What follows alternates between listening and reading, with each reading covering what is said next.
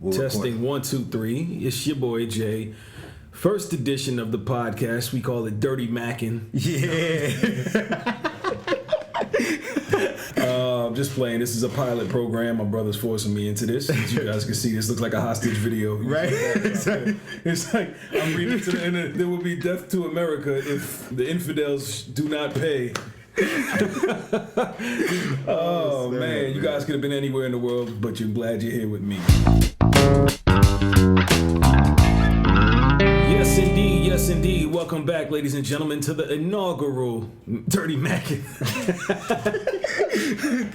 The inaugural Jay Mack podcast. I'm here with very, very special guests that I could not choose any better if I had the opportunity myself. I have my siblings. I have Ace Anderson and Marley Anderson taking photos. Ace is right here on the engineering. What's going on? This is the first time that we've had an opportunity to set up the equipment and do our thing, man. So why don't you just tell me what we got to get done today? Yeah, so I just kind of wanted to get you started, answer any questions that you might have about how to get started, what help you really figure out what your brand is, what you're doing, whatever you need so that you can get started, and then I can step away and just watch you kind of rise and do your thing. So, all right.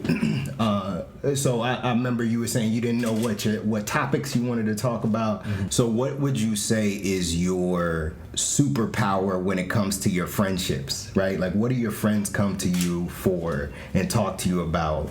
Why are your friends your friends? Probably because I'm a funny motherfucker. I think I'm low key funny. I don't think I'm like high key funny. Yeah. So I think I have brighten people's spirits. Yeah. But I think most important is listening. When it comes to good friendships and we're social creatures. Most people like to be heard. And I mean, and that can go for the most loner of loners. Once they find somebody who is also a loner or somebody that's similar to like kind of a similar cloth, they typically grab onto that person because everybody wants someone to hear them. It doesn't have to be everybody to hear them, but I think that's one quality I can say. Whether I like it or not, people like to tell me what's going on with them, and maybe I'm good at receiving that information, or at least faking like I'm interested. You know what I mean? Yeah. But so I think that's one of the things that's kind of helped me, and I like to fancy myself as a person who not a jack of all trades really, but somebody who is well rounded and can be into a lot of different things. Yeah. And I mean, even if I'm not a expert at anything, I like to at least learn a little bit about it. Yeah. You know what I mean? And kind of dabble in it. So, but my background, as far as what I've thought my strengths is in journalism, is in production. I've always kind of thought that I'd wanted to work around media, whether it be TV, radio, that kind of stuff. Going back to middle school, we had TV production class in middle school, and high school TV production.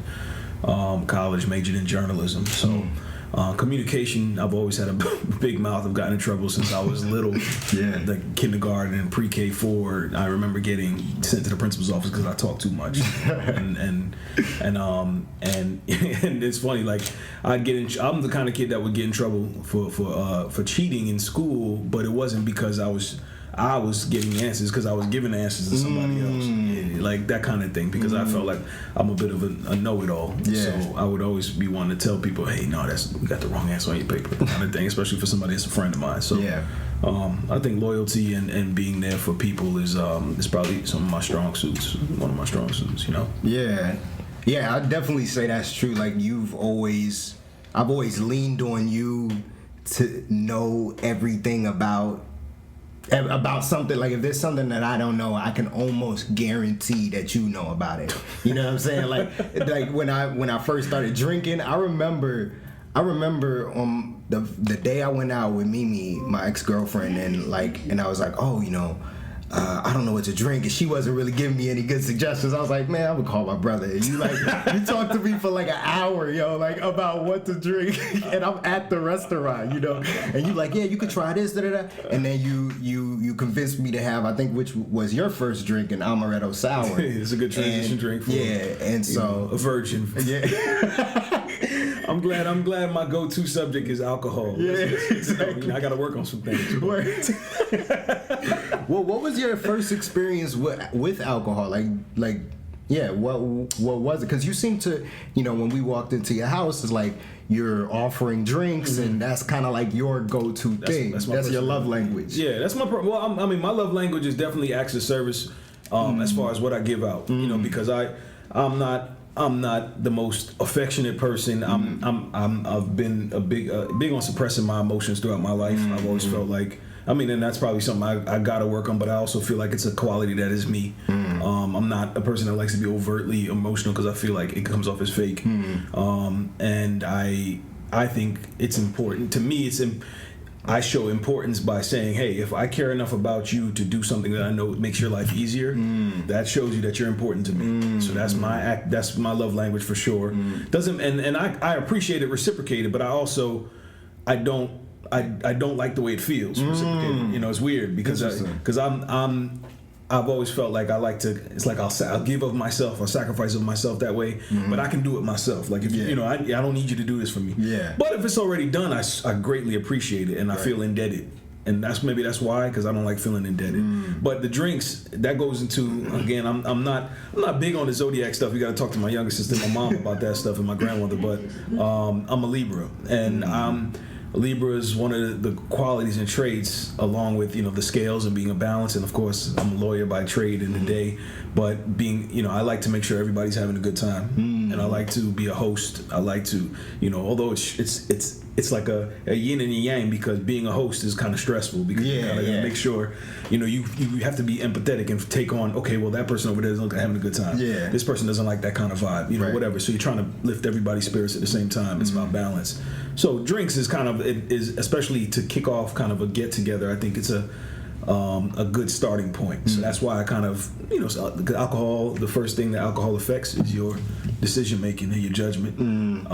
And typically that is by reducing your reservations and inhibitions. So it makes people be a little bit more open and free. And I think that that allows people to enjoy themselves a little bit more. Now, it doesn't affect everybody the same, but my first experience with alcohol, I can't remember the exact first time I tasted alcohol, because I've had some, and I'm not gonna name no names because I don't want to incriminate no aunts, uncles, or anything of that nature. But I've tasted alcohol as a kid growing up.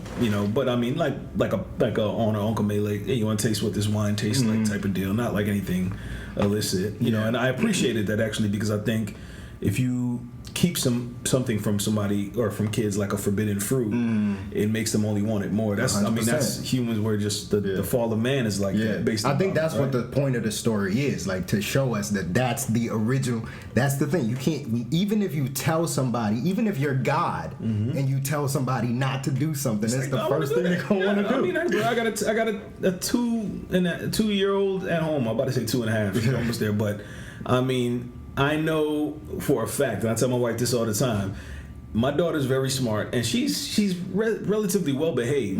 But if I explicitly tell her not to do something, you better believe the number one thing on her priority list is getting that shit done. And it's so funny. I can see the gears working in her mind as soon as I say, all right, boo, you can do everything you want in this room, but do not touch that switch. Right. The first thing she's going over to is looking at that switch and being like, this switch? Yeah. Saying right on it.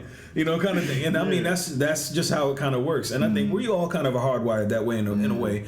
As we mature, we're able to control our urges and our impulses a little bit better, hopefully, for most of us. Yeah. But you tell a young person you can't do this, we already think we're invincible and we only live, an hour at a time. We don't think about the tomorrow. Yeah.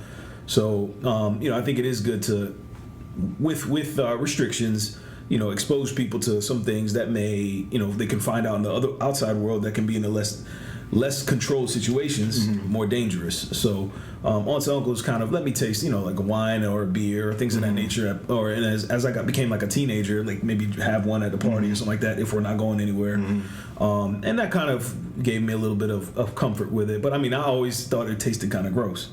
So it wasn't even like... it wasn't like I couldn't wait to drink, anything like that. It ended up being like an acquired taste for me. But acquired taste is funny because how do you acquire a taste that doesn't taste good at first? You have to keep repeating tasting the nasty stuff, So like coffee. Yeah, I or, never understood that, Like I'm thinking of the things in life that they say are acquired taste, but like notably alcohol, coffee, sushi, like things of that nature that, the first time you have it, it's not like, oh, this is amazing, and I feel like to acquire the taste, you have to have some level of determination. Right. And I don't know if that's masochistic in nature or what, but if you really analyze it and you get down to it, it might be a little masochistic. And I seem to have that trait of, willing to say, okay, well, I'll deal with the bitterness of this for whatever. And then eventually it kind of grows on you, because when I first started drinking as a young, 19, 18, 19, 20, 21-year-old, the drinks I drank were a lot of times you wanted them to be masked with, sugar, or, like a mixers or whatever it may be, or you're chasing it with something. And now I'm not saying I'm some OG, but I mean my palate has evolved somewhat, and I'm able to drink. But I can't drink the sugary, fruity drinks or the cheap liquors the same way. I mean, I think that's just biology. Your body eventually can't take it the same stuff anymore. When you're young, you're hardwired to eliminate that kind of crap. But but now I can drink like more expensive liquors straight. And I don't think when I was young I probably wouldn't have appreciated that for sure, and B, I probably wouldn't have liked the taste either. But now I'm not saying that a quality bourbon tastes like cotton candy, but it can definitely have an appreciation for it. I would definitely say that you allowed me to recognize and understand that, because when I went vegan, I recognized I could drink less and less. Like every time I would drink, I couldn't hold it. I couldn't hold as much, and so I just didn't even enjoy it. And then there was a hangover, so I started to prefer smoking over drinking.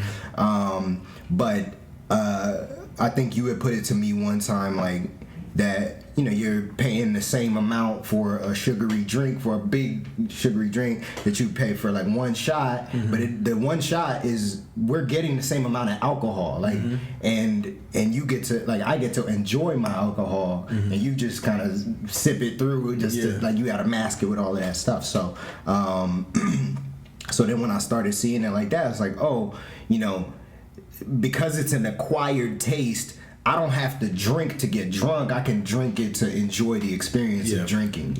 And now it's like because I don't have to worry about getting drunk. I don't have to worry about a hangover. It's just the enjoyable parts of alcohol for me now. Now I just get to have one shot, get a buzz. That's enough for me. And the other thing, I mean, with not that this is an alcohol podcast, but the other thing you learn over time is the things that can lead to a hangover, and it's not just the alcohol consumption and saying, okay, if you drink enough, you're gonna get drunk, you're gonna have a hangover, but the way you consume it and the sugary stuff accelerates it. If you dehydrate it accelerates it. If you don't hydrate in between your drinks, get some water. It's okay to drink water. Sometimes, there's a little machismo of like, oh, you getting water now? Like, there's nothing wrong with hydrating, folks. Don't let anybody put you in the ER. And then mixing alcohols will instantly accelerate you. Or it's like I remember my dad used to tell me 1 + 1 = 3 when it comes to alcohol, and it's like it's because it's an additive effect, you know. And so if you're drinking. If I'm on rum tonight, don't be over here trying to get me to do shots of tequila. Right. Like, it's really gonna be it's not gonna be a nice morning for me. Do I sometimes break my own rules? Unfortunately, But if you stay consistent, and or like if you're out and you're drinking something, say right now, like I'm on a tequila kick. So if I'm drinking Casamigos. And I mean, Casamigos is cool. Whoever wants to pay me last, I can shout them out too. But Casamigos for now. Casamigos Blanco and soda. You know, a little bit of club soda. And when I say soda, I don't mean Coke. I mean club soda, which is just seltzer, really, and lime. And so that kind of is a refreshing drink for me to drink, and I can drink that like through an entire day, like a day party, you know, and have 4, 5, 6. If I space them out enough, I'm not drinking them like binge drinking, but I can drink a good amount. I can hold a lot of liquor, but if I drink it like that and stay with that, I feel a lot better than if I'm drinking, you know, some like margaritas or something heavily sugared or heavily, you know, mixed up with a lot of juice and whatever, because the seltzer water keeps me refreshed. The liquor is minimal, and liquor only has like 90 calories to 110 calories typically, and a little bit, you know, sugar in it. Yeah. So, but yeah, I could talk about that stuff. I could talk about a lot of things all day, but that's one thing that I do enjoy a good drink, and I like to make sure everybody's having a good time, man. So that's my thing. And I mean, I feel like the elements of any good party, you know, first and foremost, you need the party, so you need the people, right? And a party can be anything from a little get together where you guys are watching an event to obviously 100, 200 person, you know, big show or whatever it is you got going on. But I feel like you need a couple ingredients. You need people. You don't. I mean, everybody doesn't have to drink, so it doesn't have to be alcohol, but there has to be beverage. And alcohol should typically be there as well if it's sanctioned. Yeah. If it ain't like a 7-day Adventist event or something. No shade to the 7-day Adventists out there. And then obviously food. You know, and I think, you know, it's important. You know, one thing people love to do is eat for the most part, and I think, you know, you can tell a party's vibe changes when the food shows up or when the food's ready.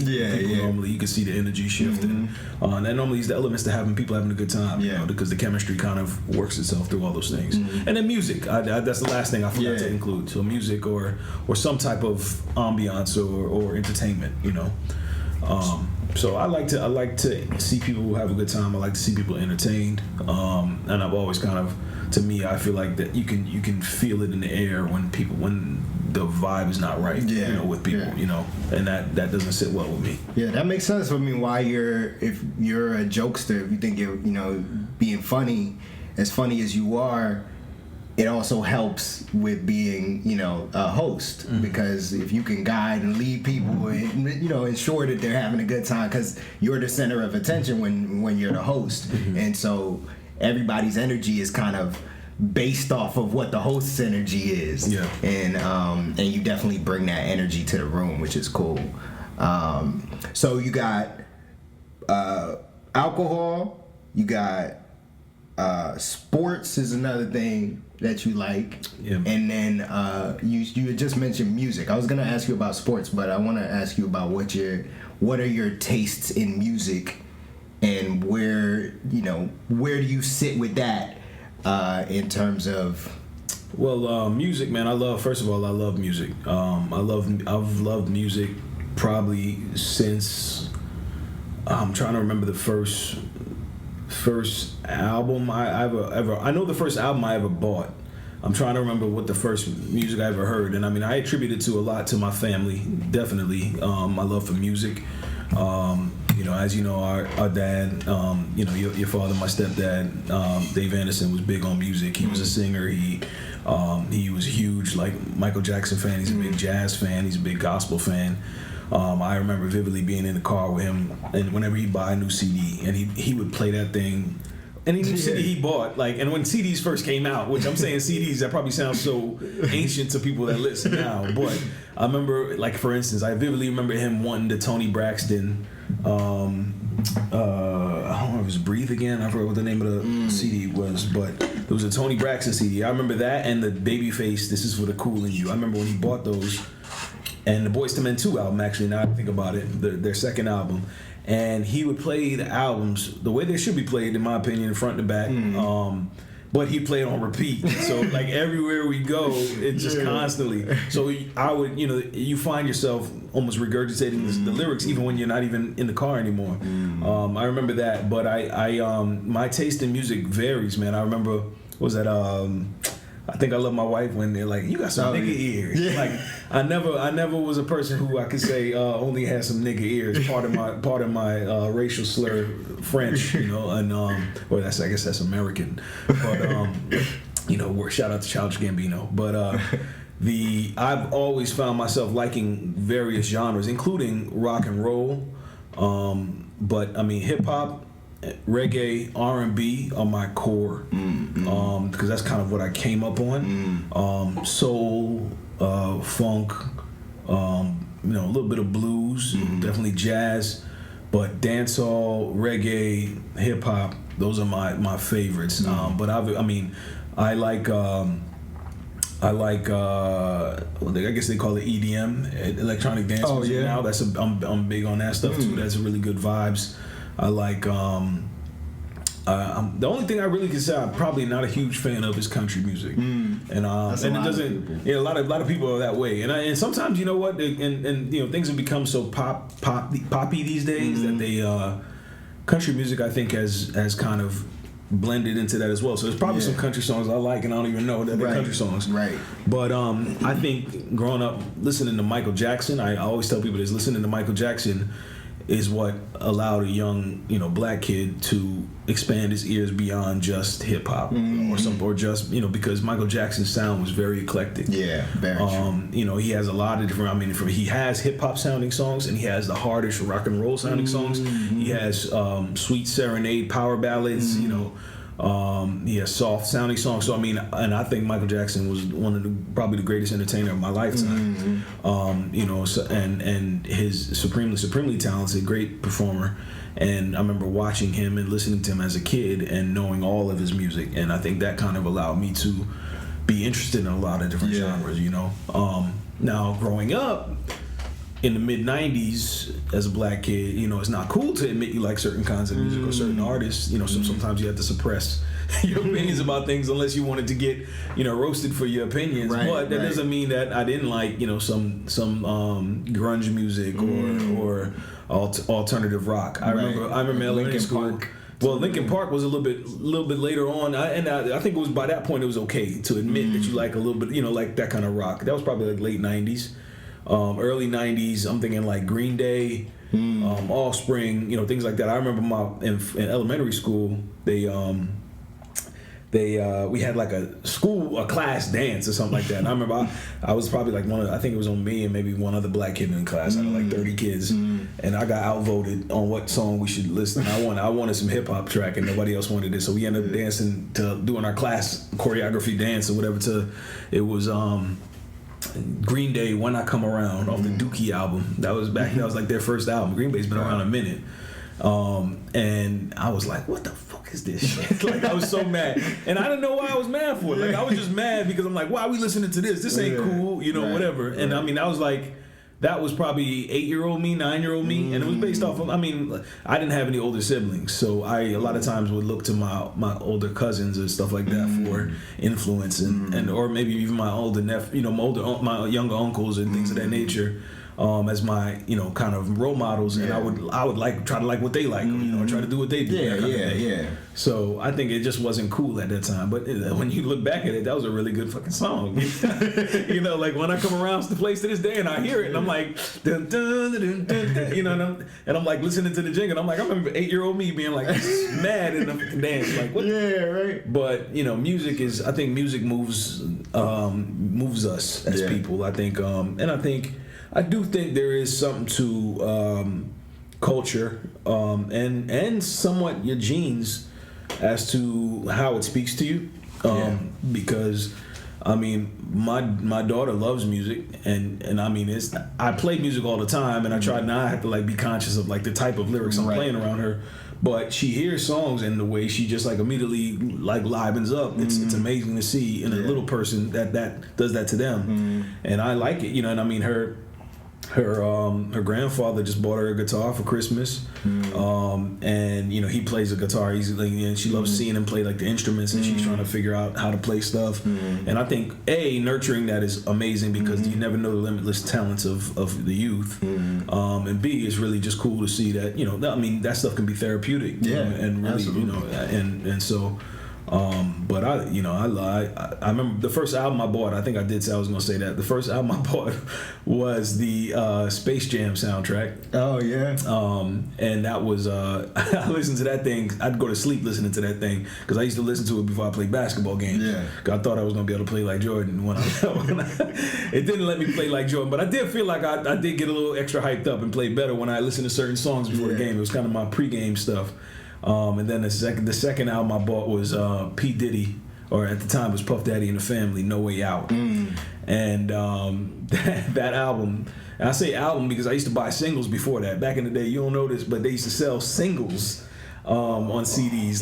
So if I the first single I bought was Blackstreet, No Diggity. Wow. And it had No Diggity, and it had like 2 more tracks, like a remix version, an instrumental version, and then like a B-side song. Yeah. And I mean, this is after records, but before, obviously podcast, or not podcasts, but iPods and all that kind of stuff.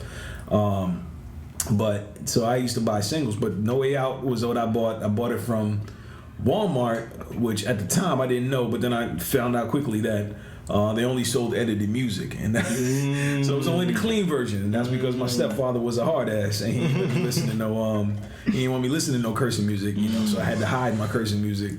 But I bought that album, and I remember I was playing it one time. First of all, it didn't have all the songs for the album. I didn't know. I found out because my cousin TJ, who was a little bit older than me and was allowed to listen to cursing music, and he was like, "Yo, we listening to Victory, the song, the song Victory? The sun don't shine forever, but as long as it's here." Yeah, so that song, which is one of the dopest songs on the album, it's Diddy featuring Notorious Big and Busta Rhymes, right? And and it says that on the back of the album, No Way Out. I'm thinking back now. This is bringing it back. It's so funny. It says on the back of the album that it's featuring Busta Rhymes and Biggie. Now Diddy's verse plays, and then there's a gap, dope beat playing, and then there's Biggie's verse playing, and then there's a ha, and then there's a gap, and then there's Diddy's verse playing. That's how my version went, and it was clean. And I was saying to TJ when I brought my CD up there one time on a trip, I was like, "Yo, they say Busta Rhymes is on this joint, but all I hear him is going ha ha," and he's like, "Busta Rhymes does the whole chorus." And I'm like, "What chorus, bro?" All I hear is literally instrumental in between Diddy and Biggie. And sure enough, the clean version edited out the entire Busta Rhymes chorus, which is, "We got the real live shit from front to back to all my niggas in the world. Where the fuck you at?"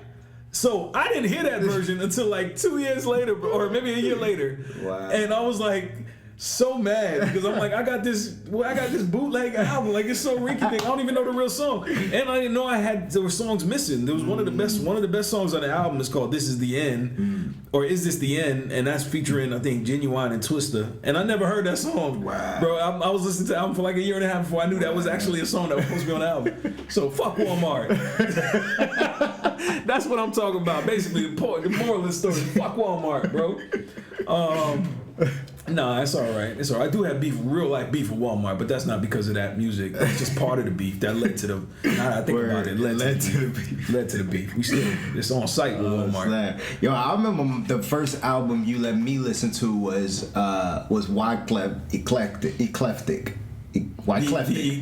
Eclectic, yes. That was I think it was like the Carnival, right? Like it was a Carnival album, or is it?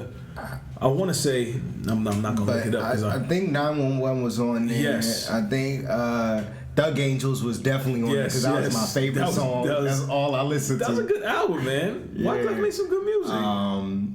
Yeah, there's a lot. Friday plays every Friday on my Apple Music. Thank God it's Friday. Yes. Not what it's called. Over something. Low income. Okay. Yeah. There's the other one on there too. There's the isn't the one with the Rock on it? Like It Doesn't Matter. Yeah, that was on there, and then he had a track on there. Dubstep, dub play. You got the count, Jordan. Yes. That was featuring Kenny Rogers. Yes, and that's another eclectic album. It had a lot of different sounds. It's Wyclef.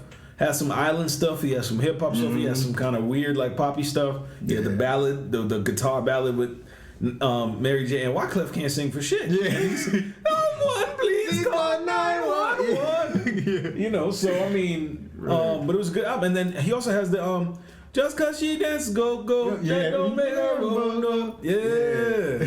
See, I mean, the albums, but yeah, that was one of the albums that I had, and I think that was. I'm trying to think if it was a clean album or if it was a dirty album or not, but that was one of the. I think it was dirty. I remember I got my music confiscated from me a couple times because I wasn't supposed to be listening to dirty hip hop. But I remember listening to Thug Angels the whole out, going to sleep listening to it on the couch bed. The sound on the couch bed with Kamal. When I must have been, man.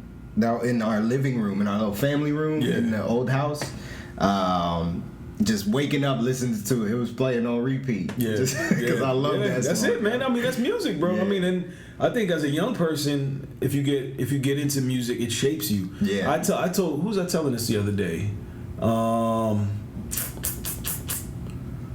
I think it was, what it brought it back was the Verses. You know, the Verses series going on right now, like because of the pandemic, they had the Verses where artists face off online and they do the music, and they've gotten better and better each time. One of the best ones happened like about a month ago, Jeezy versus Gucci Mane, and it was awesome, and it was really really good showmanship and really great music from an era that I vividly remember because that was around the time I was in college. And so it was one of the most fun times of my life, one of my most music oriented times, my clubbing times, that type of stuff. And I just remember, pregame music, going out music, stuff used to bump in the car. Right. And I was saying how it's just, and hearing the songs during the verses, I think I was on a group text with my boys and I was like, yo, it's crazy how every single song that plays like vividly brings my like washed ass back to that time. I can remember where I was when I heard this track, or where what club I was in when this went off, and I could just see the party going up because of this song, and it reminds you of how powerful music is. It's like we them boys. Yeah, bro. I mean, you hear that every time you hear that. You think about the bachelor party, right? That or the Chris Brown.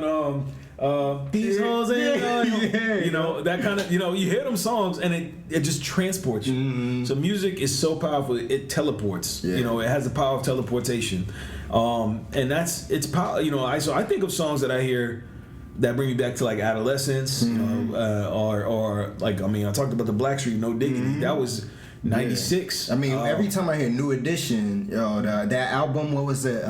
Going Home Again. Yes, bro. That's another song that I'm in Dad's your car. father played back to back. If he get a new album, bro, he would wear that thing out. Yes, I remember. But what's crazy is that then when I drove one time, I must have been like 13. I drove with Wayne. Wayne drove me to New Jersey, and he played New Edition Home Again the whole way, bro. The whole way, repeat. For 20 hours of New Edition, man. Oh my gosh, that's longer than the New Edition story on BT. That's wild. Yeah, man. It's funny. That's probably because they're birds of a feather. That's how they rock, And back then, in their day, when they were probably young whippersnappers, you probably didn't get a lot of new music. So you get an album, and you probably was the only kid on the block with that album. So all your friends would come over and you play that album, Facts. Or whatever. And so records are they're really important. And now with the advent of microphone and recording equipment and stuff that people can do right in their garage, like we're doing right now.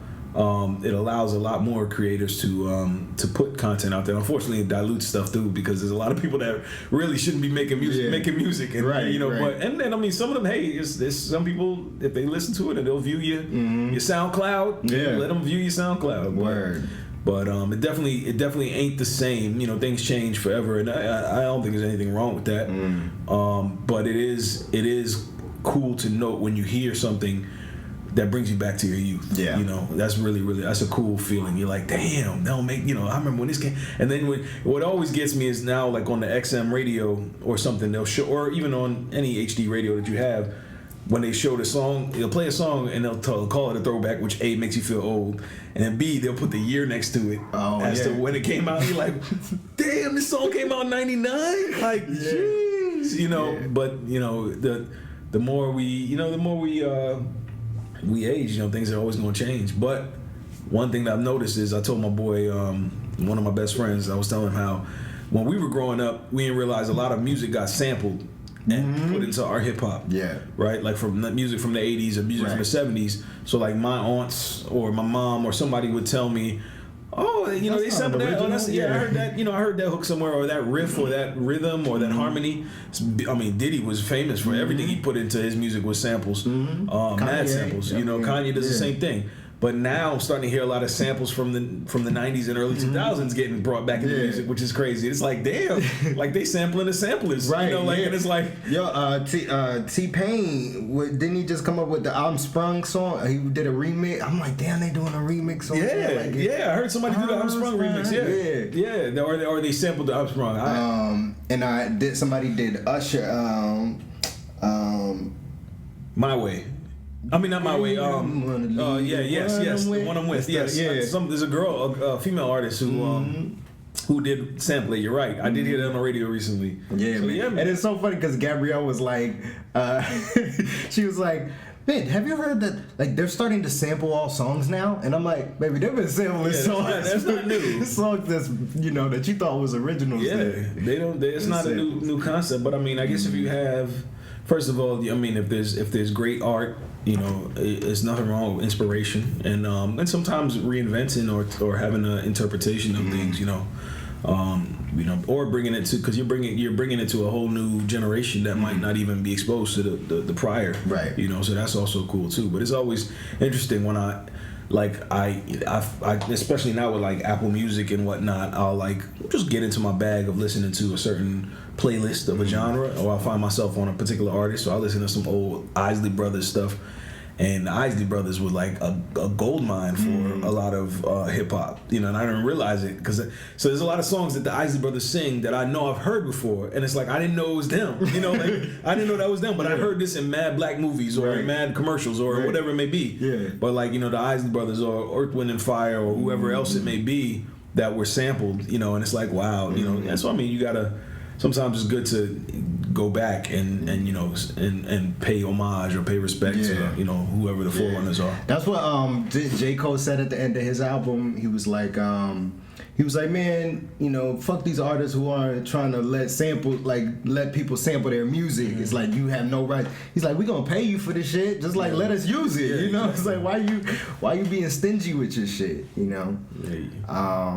So Jay, we've been going on for 40 minutes now. This seems like a good length, but I just want to. So we explored a couple of different things. We didn't even talk about sports, which I thought we were gonna talk about. But do you feel like you're kind of?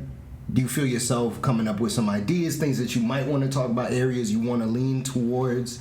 I mean, I think I listen to a couple podcasts now that kind of shape my days. And I mean, it kind of, the reason I like to listen to podcasts is because it helps I don't have a long commute. But it helps clear my mind. It makes me feel like I'm having a conversation. Yeah. But I've listened to the Joe Budden podcast quite frequently, and I like those things are sometimes 3 hours long, so it takes forever to listen to an episode. But I mean, they just seem to go over current events and topics, kind of. And my high school buddy of mine. Corey, aka Uncle Silky, has a podcast, Big Three Roll Up. He's Marlon's brother-in-law, and they cover mostly. I mean, they started off as like a college sports podcast, but they cover a lot of different things as well, current events, life topics. Their what's going on in their own lives. These three guys talking about like their relationships, their kids, whatever it may be. I'm kind of free flowing, man. I know. From my TV production background, that you typically want to have at least a script, for each show and kind of things that you're going to go over topics and kind of move on and moderate it in that kind of pace. But I don't have one particular thing I want to talk about. I definitely don't want it to just be sports because sports is not just who I am. Although I do love sports, and we didn't get into talking about it. We don't need to get into talking about it right now. But but there's a lot of things I think, and just kind of life in general. But just conversation, man. I think good conversation, good. The things that influence and kind of are driving us, and what's going on, what's going on in the world, that kind of stuff. But I do appreciate you. Obviously getting me to starting equipment and then kind of spurring this on, because I know I got to get off my butt to do it. But I'm sure there'll be things that'll come up and kind of drive. But I'm a bit of a planner. I need although I can be spontaneous and can wing stuff. I do like to have some kind of idea as to what I'm going to be going into, and at least kind of try to stick to a script, and then kind of you could freestyle from there. Yeah, but. Yeah, Akron and I are starting up our live, The Devil's Advocate. That's going to be Mondays at midnight in Eastern Time and 12 or 11 in Central, and we're planning out 4 weeks in advance. So every topic that we have will be like, we'll know all the topics for that month, basically. Okay. We're doing a weekly Mondays. Yeah, weekly Mondays, and just this taboo conversations. And I've seen a couple of you guys do. The ones that you guys live stream. Yeah, that's what we did that back in early in May, beginning of the pandemic. Yeah, and now we're gonna revisit that and bring it back. Yeah. And so definitely having a plan is going to be helpful, and then your structure. But I think that this is a good time length. Okay, that's cool. And like I want to empower you to feel like you can just pop this on and have those conversations, like talk those thoughts out. If certain things happen, like things that you want to, the current events, like you're saying.